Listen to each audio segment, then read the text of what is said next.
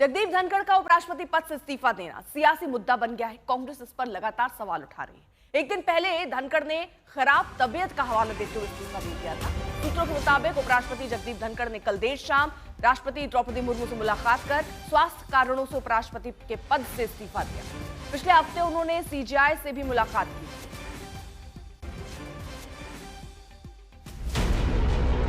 जगदीप धनखड़ ईश्वर की शपथ लेता हूं कि मैं विधि द्वारा स्थापित भारत के संविधान। सब ठीक रहता तो जगदीप धनखड़ 10 अगस्त 2027 तक उपराष्ट्रपति पद पर रहते।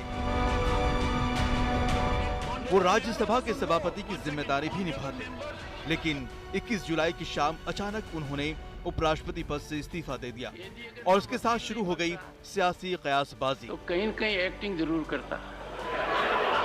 झुकना और नमस्कार करना मेरी 2 साल 10 महीने और 10 दिन के कार्यकाल के बाद उपराष्ट्रपति जगदीप धनखड़ ने पारी घोषित कर दी। उन्होंने कल रात स्वास्थ्य का हवाला देते हुए पद छोड़ दिया। राष्ट्रपति मुर्मू को लिखे अपने पत्र में धनखड़ ने कहा कि चिकित्सा सलाह का पालन करते हुए और स्वास्थ्य देखभाल को प्राथमिकता देने के लिए मैं संविधान के अनुच्छेद 67 का के अनुसार तत्काल प्रभाव से भारत के उपराष्ट्रपति पद से इस्तीफा देता हूं। इस्तीफे की खबर आते ही कांग्रेस नेताओं ने बयान दिए और पूरे मामले में सस्पेंस बढ़ा दिया। 21 जुलाई की शाम 6 बजे विपक्षी नेता धनखड़ से मिले, तब धनखड़ ने स्वास्थ्य के बारे में कोई बात नहीं की। विपक्ष ने जस्टिस वर्मा पर महाभियोग को लेकर सांसदों के हस्ताक्षर वाला नोटिस धनखड़ को दिया। राज्यसभा के सभापति ने बताया कि विपक्ष से उन्हें नोटिस मिल गया है और वो 22 जुलाई को बताएंगे। I have received notice of motion under Article 217 1B read with Article 218 and Article 124 sub-Article 4 of the Constitution of India, along with Section 31B of the Judges Enquiry Act 1968, to constitute a statutory committee for removal of Justice Yashwant Verma.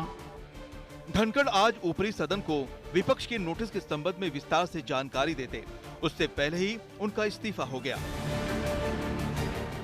उपराष्ट्रपति के इस्तीफे की खबर से सियासी गलियारों में हलचल है। विपक्ष पूछ रहा है कि अचानक ऐसा क्या हो गया कि उपराष्ट्रपति ने पद छोड़ दिया। बहरहाल मीडिया में जो आ रहा है कि स्वास्थ्य कारणों से इस्तीफा दिया, तो ईश्वर उनको दीर्घायु करे, ठीक स्वस्थ करे। लेकिन सारा दिन तो हाउस में थे वो, तो स्वास्थ्य के ऐसे एकदम अचानक क्या कारण हुए घंटे के अंदर के इस्तीफा ही देना पड़ गया। हम तो उनके लिए उम्मीद करते हैं कि दुआ करते हैं कि अल्लाह उनको लंबी उम्र दे और सेहत दे। We feel it is a political ill health than his physical ill health.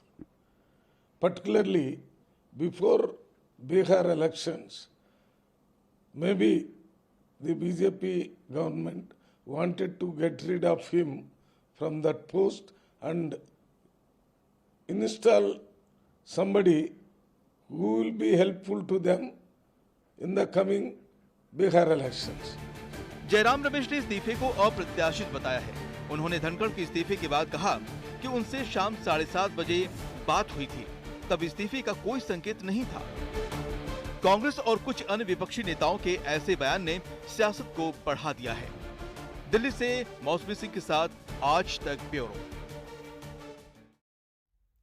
वहीं शिवसेना उद्धव गुट की नेता प्रियंका चतुर्वेदी ने इस्तीफे को लेकर सरकार से जवाब मांगा। उन्होंने आज तक संवाददाता मिलिंद शर्मा से बात की।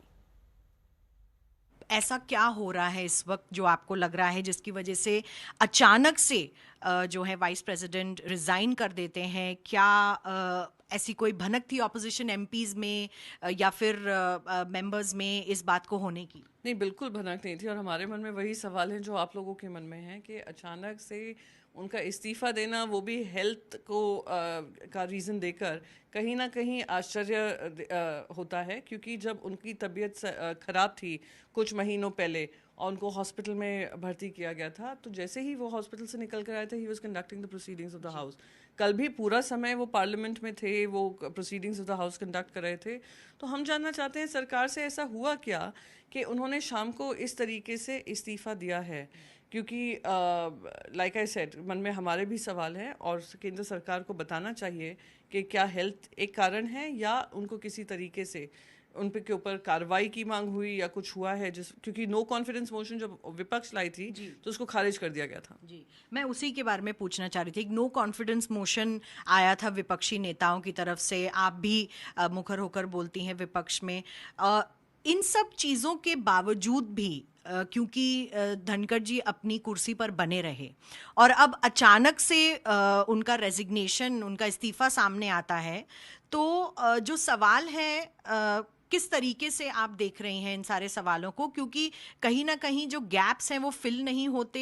हेल्थ का कारण काफ़ी सारे और एमपीज भी मना कर चुके हैं। नहीं, बिल्कुल गैप तो है और केंद्र सरकार को जवाब देना पड़ेगा कि was his hand forced to resign, और अगर his hand was forced to resign तो ऐसा क्या कारण है कि उनको रेजिग्नेशन देना पड़ा। तो फिलहाल अब आपको बताएं कि जिस तरह से ये पूरा इस्तीफे का घटनाक्रम हुआ है, इसको लेकर कई तरीके के अब सवाल भी उठने लग गए हैं। जैसे तमाम सांसद उठा रहे कि अगर तबीयत खराब थी तो ये पहले क्यों नहीं हुआ, क्योंकि बीच सत्र में कोई अगर इस्तीफा देता है तो वो पहले उपराष्ट्रपति बने जो बीच सत्र में इन्होंने इस्तीफा दिया है। मौसमी हमारे साथ, हमारे सहयोगी इस वक्त जुड़े हुई हैं, संजय भी हमारे साथ, हमारे सहयोगी इस वक्त जुड़े हुए हैं, हिमांशु मिश्रा भी हमारे साथ, हमारे सहयोगी इस वक्त जुड़े हुए हैं। हिमांशु, सबके मन में एक ही सवाल है कि आखिरकार ये इस्तीफा क्यों, क्योंकि बीच सत्र में इस्तीफा देने वाले पहले उपराष्ट्रपति हो गए हैं। बिल्कुल, इसमें कोई दो राय नहीं है कि 20 सत्र में ही इस्तीफा देने वाले पहले उपराष्ट्रपति हैं। इससे पहले इस तरीके के एग्जाम्पल नहीं दिखते कि किसी उपराष्ट्रपति ने इस्तीफा दिया। एक उपराष्ट्रपति थे, फखरुद्दीन अहमद, उन्होंने इस्तीफा दिया था, लेकिन वो राष्ट्रपति चुनाव में गए और उपराष्ट्रपति के तौर पर किशनकांत का टेन्योर से पहले उनका निधन हो गया था, इसलिए उपराष्ट्रपति का पद जो है वो खाली हुआ था। लेकिन सवाल यह है कि स्वास्थ्य कारणों से उन्होंने लिखा है, उन्होंने काउंसिल ऑफ मिनिस्टर्स को धन्यवाद दिया, प्रधानमंत्री को दिया, राष्ट्रपति को दिया, सभी तमाम सांसदों को दिया जिनके साथ उनका कार्यकाल के अंदर सहभागिता रही है। लेकिन एक सवाल है, क्या सच में उनकी तबीयत बहुत खराब थी? हाँ, मार्च में वो हॉस्पिटलाइज हुए थे, उनके स्टेंट लगे थे हार्ट में कुछ प्रॉब्लम के कारण। पिछले महीने जब वो उत्तराखंड के दौरे पे थे तो कुछ उनको हेल्थ इशू आया था, लेकिन देर शाम होते होते ये खबर आई कि वो पूरी तरीके से स्वस्थ है और राज्यपाल के साथ कॉफी पीते हुए उनकी जो है तस्वीर भी आई। लेकिन ये तमाम चीजें हैं, स्वास्थ्य कारण है तो कल पूरे दिन वो सदन में रहे। उन्होंने कहा कि वो कल फिर एक बार सदन को बताएंगे कि ये जो मोशन है रिमूवल का, इसको एक्सेप्ट किया जाएगा या नहीं किया जाएगा, लेकिन ये उनको भेजा गया है। सवाल ये है कि अपोजिशन का जो मोशन है, लोकसभा में सभी राजनीतिक दल मिलकर एक मोशन लेकर आते हैं जस्टिस वर्मा के खिलाफ, उसको एक्सेप्ट कर लिया जाता है, स्पीकर को वो प्रस्ताव दिया जाता है, स्पीकर अब उस पर फैसला लेंगे।